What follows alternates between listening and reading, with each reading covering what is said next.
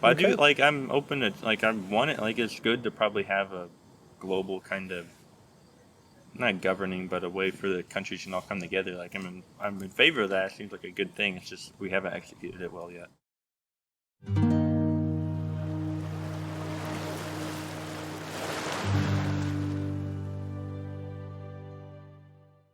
All right, cool. So before we really get started, I guess, I'm Nate. Hi. Navigate with Nate is the name of the channel. Cool. What is your name? Henry. Henry. Awesome. Henry? Yep. Henry. Cool. And Henry, you're a student here? Yeah. Cool. What are you studying? Right now I'm studying marketing, but I think I'm changing into criminal justice at the end of the semester. Okay, cool. How many years have you been going here now?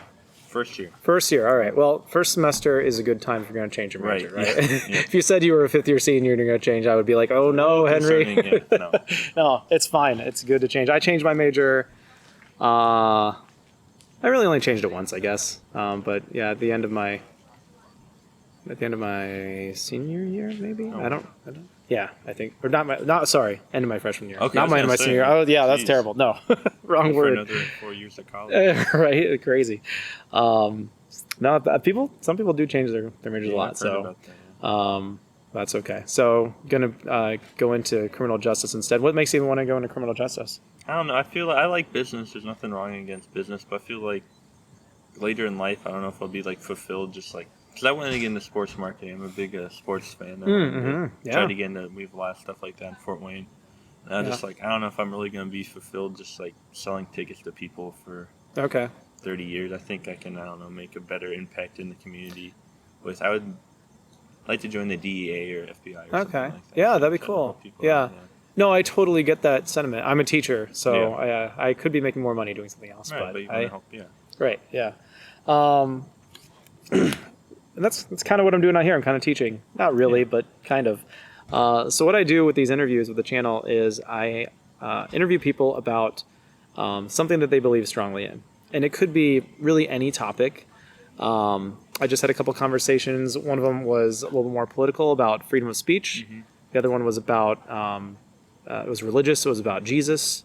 We could, but I'm open to any sort of topic. Could be science, philosophy, like I said, religion, politics. If there's anything There's one topic that I do not support the United Nations. I think it's I don't support it. I don't think it really does anything meaningful. Okay, so that's something that's been on your mind here recently? Yeah, I kind of had that opinion for a while. Okay. About two-ish years maybe. For a while. I'm not like born with it. Like my parents don't have that opinion. I just kind of developed it myself. Yeah. Is that something you would like to explore? Or is there a different topic you'd rather have a conversation about? Because I've done presentations about why I don't like the United Nations. So I just I know more about it than the other stuff I feel. Well, that's great because you might know more about it than I do then. Yeah. So, and I like to learn. So if you want to talk about that we can talk about that. Yeah. So you say you don't support it. Do you have a main claim about the United Nations? Is it bad or is it useless or? It's more useless than bad. It's just kind of like, why do we even need to have it? I mean, I think there's definitely some corruption. I think there's corruption in almost every institution. Okay. Unfortunately, but. So would it be your claim that we should abolish the United Nations? More or less, yeah. Okay. Or reform it at least, or restructure it or somehow. I do think it's important for all the countries in the world to kind of communicate and have a place to. Okay. So maybe we could just start with something like the UN is ineffective. Yeah, sure. Can you behind? Yeah. Is that okay? I think that's probably what I made my presentation about. Yeah. Okay, cool. Yeah, it's good to kind of have like a main thing, and if we feel like we want to modify it a little bit and talk about something slightly different that's still related, we can if we need to. Sure. So the UN is ineffective. Okay, so before we really get into why you believe that and what your reasons are for believing that, I want to kind of gauge how confident you are about that. So on a scale from 1 to 7, where 1 is I'm not confident at all, or maybe even I disagree with this claim, and 7 is I'm very confident, I strongly agree with this claim, and 4 is more neutral, I could go either way. Where do you think you are? Probably a 5. I'm pretty strong to me, but it's not I'm sure if somebody had a good enough argument to why that's a wrong opinion, I'm sure. Okay, so you agree with it, but you're not really confident that it's true. Is that right, or do you think you may be like higher? A 6. Six. Okay, yeah, 6 is fine. Like I'm pretty confident about it, but something like a strong enough Mm-hmm. like a reason to show me why this is wrong, or I'd probably disagree. Yeah, you're open to changing your mind, right? Yeah. Okay. All right. So, if you had to pick like one main reason that you think the UN is ineffective, that's kind of loud. Yeah. That you think the UN is ineffective, what would be one of those stronger reasons you can think of? Well, it's just like it's kind of hard to enforce the rules. Like no war. Like look what's going on in Ukraine right now. I mean, the UN hasn't really done anything about that. Like the countries, sure, the United States and like the NATO countries have put like restrictions on Russia, but the United Nations, it doesn't really have any power in of itself. They'll be like, okay, put the hammer down. You know what I mean? Okay. It's just kind of like it just can say to do stuff, but it can't really enforce the rules. That's kind of what I'm saying. Lack of ability to enforce. Yeah. Like, are there other things that make the UN ineffective? Just the response, like think about like the Rwandan genocide. Are you familiar with that at all? Somewhat. The United Nations didn't really do anything about that. Same with the Yugoslavian breakup. It kind of let a lot of atrocities happen. Even before that, like the Great Leap Forward in like communist China, the UN didn't. A lot of people died from that too. Nobody really did anything about that. And just kind of, there's a lot more examples. You can look up a lot more stuff. The United Nations didn't really do anything. Okay. And like human rights issues like that, like people died because nothing really happened. Yeah, so I guess maybe it'd be important when we're talking about ineffective. Ineffective at what? Like, what is the UN's purpose or Protecting goals? human life, I guess, or enforcing common law in the world. Okay, so protecting like human life / maybe human rights. Yeah. And enforcing common law. Right. Okay. So those would be like kind of like those are maybe the stated purpose, or at least what you think the stated purpose of the UN is. Yeah, that's kind of what it was founded to be. What it was founded to be, and it doesn't seem to be very good at doing that, as what you're saying. Okay. So. All right. So it doesn't seem to do it much. It doesn't seem to like have the ability to, or it doesn't enforce anything to actually meet its goals, and that's why it's ineffective. And then, in the UN, there's the 5 Security Council countries. There's the United States, Russia, China, United Kingdom, and France. Any country can like propose a new rule or anything like that, or a new law. But only one of those countries has to disagree with it, and it just dissolves automatically. Yeah. Do you think that's a major contributing factor? Yeah. Okay. It's just like, because like realistically, you have Eastern thinking and Western thinking. You have like the Russian and Chinese kind of way of thought, and then you have the Western countries, Yeah. This goes back to the Cold War. Like we couldn't really get anything done because Soviet Eastern Bloc countries proposed something, the United States would veto it, or Western country proposed something, and Soviet Union. Yeah, and those 5 are kind of like the major players that won World War II, and so that's just kind of like this accident of history that this Like this France, global organization of nations now has these 5 countries that veto everything, huh? Right, like or France can veto everything. Yeah, like France and the United Kingdom don't really like they're still important countries, but they don't have as much power as they did when that agreement was kind of set upon. Yeah. Do you think that if those 5 countries didn't have that veto power, that would make the UN more effective? I don't know, because if it's just every country voted on everything, it's not really going to represent the means of the whole. It's kind of hard to do that. It's kind of a big flaw, and it's kind of hard to make an agreement that every country in the world will agree upon and be happy with. You know what I mean? Yeah, like I'm picturing if the UN existed kind of how it currently does, but all it took was a majority of nations like the House voting. Of Representatives or something like that. Yeah, something like that. Like, because they were like ambassadors to the UN, and UN, like, if the UN nations, or however, I don't know exactly how it works, you probably know better than I do, but if maybe all it took was a simple majority, or maybe even like a 2/3 majority for them to actually do something, right? And there wasn't that, and you couldn't have like Russia or China or the US or France or England, is it UK? They didn't have that veto power. Basically, if they didn't have that veto power, would that make the UN more effective? I think so, because if you're not a superpower, you really don't have a say. If you're not one of those 5 countries, realistically, unless those 5 countries agree with you, which is pretty hard to do, like, politically. Like, get the United States and China and Russia to all agree on the same thing. Yeah. That's kind of a hard... It's a hard sell. Yeah. Yeah. Okay. I'm wondering, when you're saying that it's ineffective, the main reasons you say that they haven't done anything, could something happen where that would make you less confident that the UN is ineffective? Like, could there be like some event or something you could learn that would make you think, oh, you know what, maybe the UN is more effective than I thought? I don't know. Maybe like if there's a disease like worse than COVID is like really messing up the population. Maybe if they could do something like that, or maybe Like when respond to it? Yeah, maybe when we colonize different planets, like there's like a UN coalition to colonize planets. If there was a UN, Yeah. like they actually did something big and meaningful, Yeah. that would Something. Yeah, maybe like big. It'd be pretty big. Has the UN ever done anything big and meaningful? I think they have. Like, definitely, they're not like a evil. Like I said, they're not an evil, more like bad organization. They're just ineffective. They've done their jobs in like preventing like some wars and some human rights violations, but I think there's more stuff that they didn't stop that outweighs the stuff that they did stop. Yeah. Do you think their effectiveness has changed over time? I do think, yeah, because originally they had a lot more enforcement. They do still have their own military. They have a peacekeeping force that the other countries can give soldiers to. Like the 70s, 80s, they had a lot more. They were involved in a lot more stuff, like with boots on the ground, than they are now. I think that worked a little bit, but like in 90s, 2000s, that started to kind of wean a bit. There were some issues with like the soldiers kind of abusing the power they had, and that just kind of in the mainstream that kind of took them. Countries then started giving, supplying less equipment or money or soldiers to that force.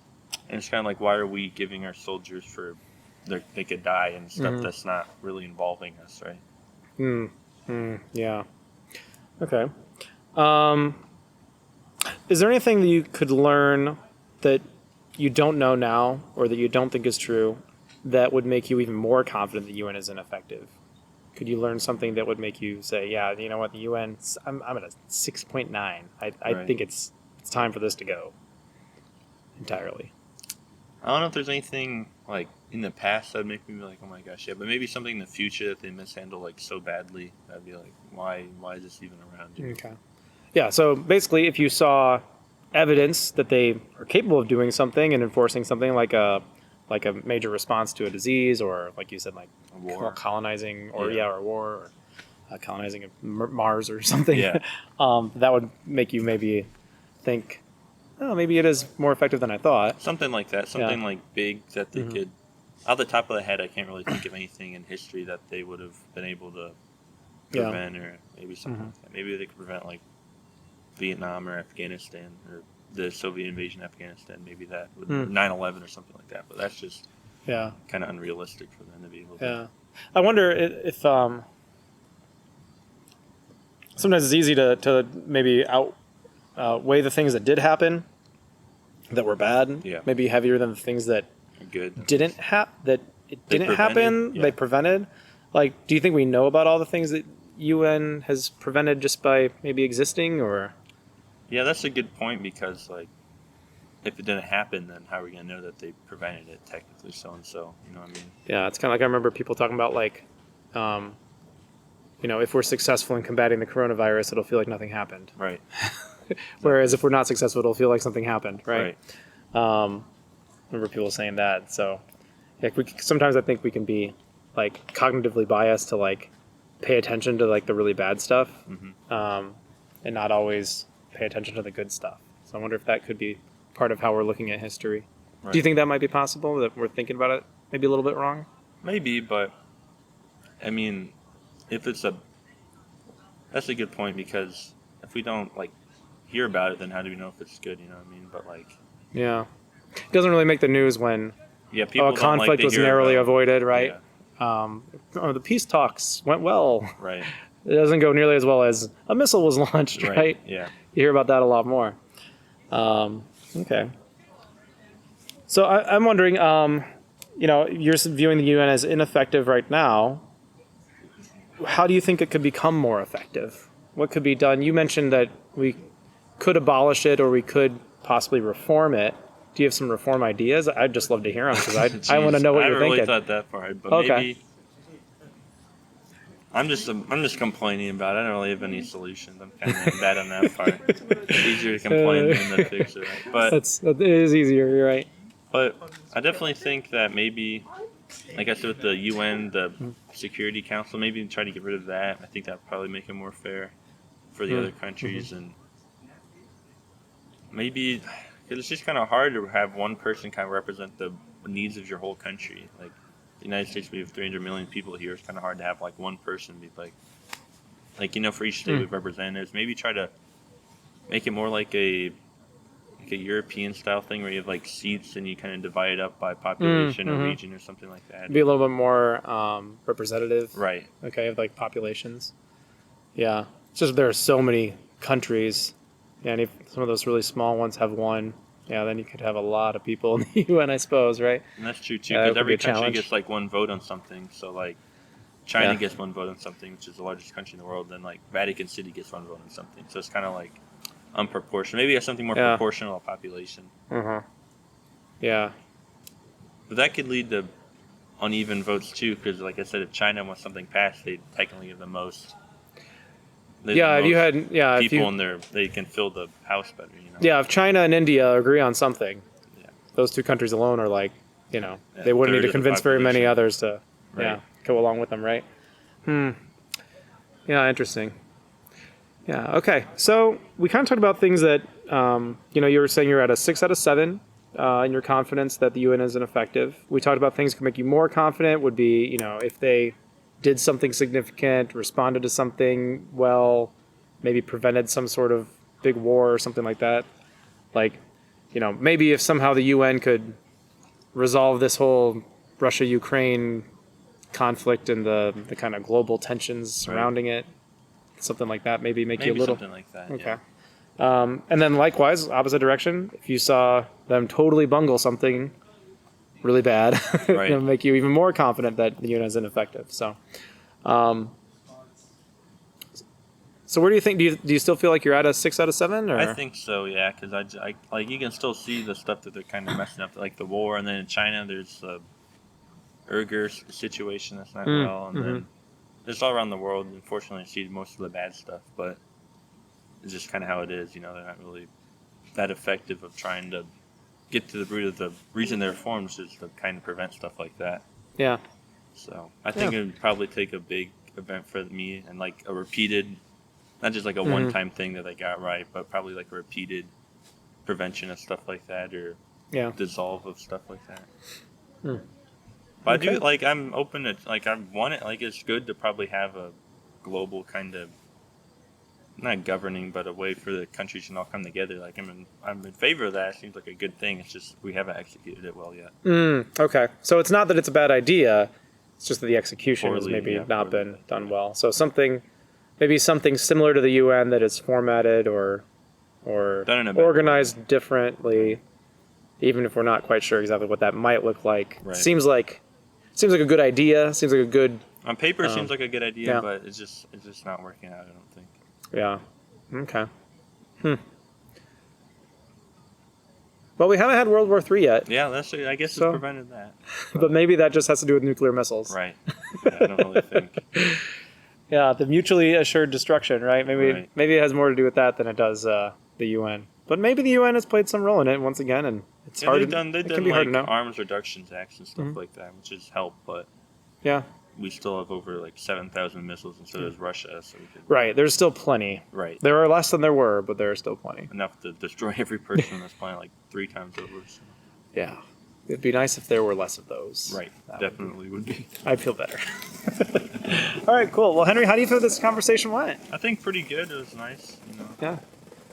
Do you feel like you might have a little more clarity on why you believe this and what the reasons are? Or you said you'd done a presentation on it before. I've researched it pretty well. Probably less clear because I had like note cards and stuff I could look on. But I remember most of the points pretty well. Yeah. Okay. Cool. Well, I think I learned something. So I haven't really thought about this very much. I'm gonna have to think more about it. So, do you have any questions for me? No. Thank you for letting me talk for a bit. It's just nice to talk sometimes about stuff you think about. Yeah. Not be like judged too harshly about it. Yeah, absolutely. All right. Well, Henry, I've got a card here for you. If you want to check out the YouTube channel, you might see yourself on there here in the coming weeks as I edit some videos.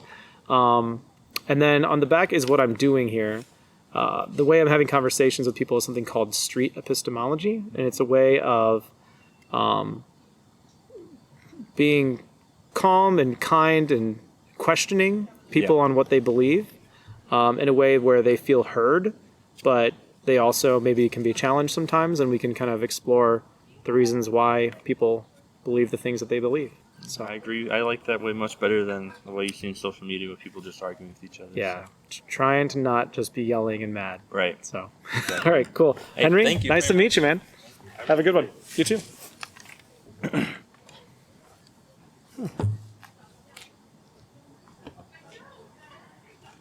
Yeah.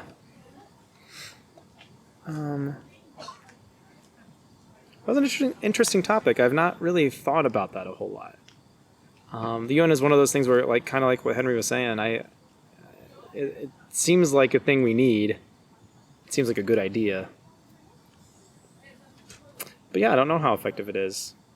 It probably could definitely be reformed. I know that I get frustrated when one of those superpowers, the Security Council people veto something, you know. Kind of hard to, like, hold some countries accountable for their actions. The UN can't do anything about them, so I get that.